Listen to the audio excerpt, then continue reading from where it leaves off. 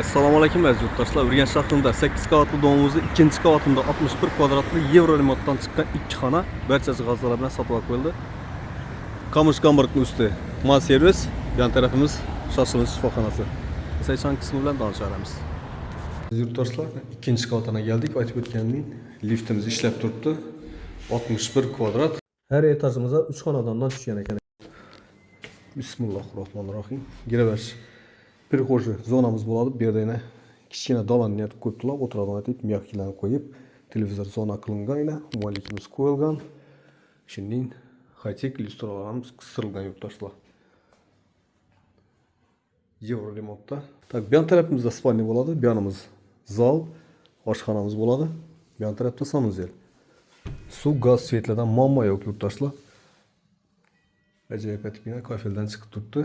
Bunda unitaz, aristonlar, sensorli zerkalo, ummanlik, hamma qulayliklari ega yurtdoshlar.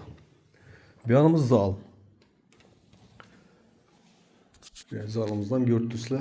Şimdi chiroyli remontdan chiqqan. Ramkalar tashlangan, oltin lentalar urilgan, ichine perdelerimiz qistirilgan edi. 2-qavatda 61 kvadrat. Освещение berilgan, lyustramız qistirilgan edi. Oyoq temiz, laminat, qummat xilisinden urib qo'yibdilar. Tak, birimiz sanuzelimiz, prixожий zonamız, kuxnyamiz, теплый pol. Birimiz spalni. Mebellerimiz bayna spalni qo'yilgan, registrimiz qo'yilgan. Eshiklarimiz qummat, sifatli, под заказ окрашенный eshiklar ekan. Bu yon tarafimiz kuxnya bo'ladi. Choy ichadigan mesta qilib qo'yibdilar bu yerdan. Kuxnya mebellarimiz qo'yilgan, kir mashin. Kotelimiz shera o'rnatilgan ekan.